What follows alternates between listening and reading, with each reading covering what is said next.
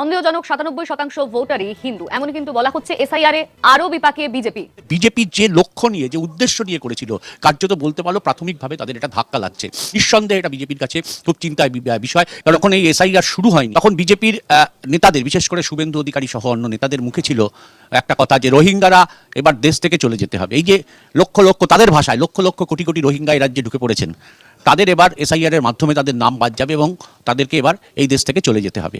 এই যে একটা হাওয়া তুলেছিল, যে বহু ভুয়ো ভোটার, তার অধিকাংশ সংখ্যালঘু সম্প্রদায়, এই যে একটা হাওয়া বিজেপির পক্ষে তুলেছিল, আমরা দেখলাম যখন ৫৮ লক্ষর কিছু বেশি নাম প্রাথমিকভাবে বাদ গেল, সেখানে দেখা গেল সেই অর্থে রোহিঙ্গা, যাদের উদ্দেশ্যে বিজেপি বলছিল, সেই পোর্শনটা খুবই কম, বরঞ্চ হিন্দুদের সংখ্যা বেশি। নতুন করে যেটা আবার জানা যাচ্ছে, যে প্রক্রিয়াটা এখন চলছে, যে যেগুলো আনম্যাপিং ছিল, ম্যাচিং হয়নি, সেই রকম ৩২ লক্ষ লোককে ডাকা হয়েছিল তোমার এই আনম্যাপিং বিষয়টার মধ্যে।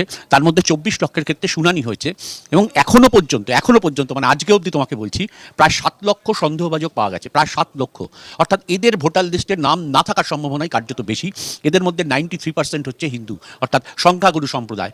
এই যে সংখ্যালঘুরা বেআইনিভাবে ঢুকেছে, তারাই ভোটার লিস্ট দখল করে রয়েছে, তাদের নামেই ভোটার লিস্টে শাসক দল তাদেরকে নাগরিকত্ব পাইয়ে দিচ্ছে। এই যে প্রচার প্রধান বিরোধী দল বিজেপির, কার্যত এবারও দেখা যাচ্ছে যে সেই সংখ্যাটা কিন্তু কম। ৯৯% যা আনম্যাচিং হয়নি, তার মধ্যে 93% হচ্ছে হিন্দু। ভাবতে পারছো, মানে বাকি 60% হচ্ছে অন্য লোকরা। ফলে বুঝতেই পারছো পরিস্থিতিটা কোন দিকে যাচ্ছে। ফলে বিজেপির যে লক্ষ্য নিয়ে, যে উদ্দেশ্য নিয়ে করেছিল, কার্যত বলতে পারলো প্রাথমিকভাবে তাদের এটা ধাক্কা লাগছে।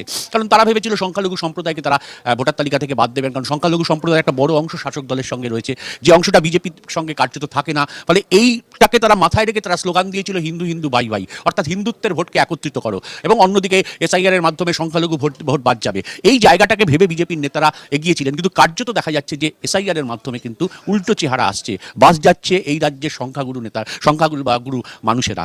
ফলে কার্যত চিন্তায়, উত্তরপ্রদেশেও একই ঘটনা ঘটেছে, এই রাজ্যে আরো বিশেষ করে এটা বড় হয়ে যাচ্ছে। নিঃসন্দেহে এটা বিজেপির কাছে খুব চিন্তার বিষয়, কারণ এই অংশের একটা বড় ভোট কিন্তু বিজেপির ছিল, যেটা ২৬-এর নির্বাচনে তারা কার্যত পাবে না, কারণ ভোটার লিস্টে তাদের নাম থাকছে না।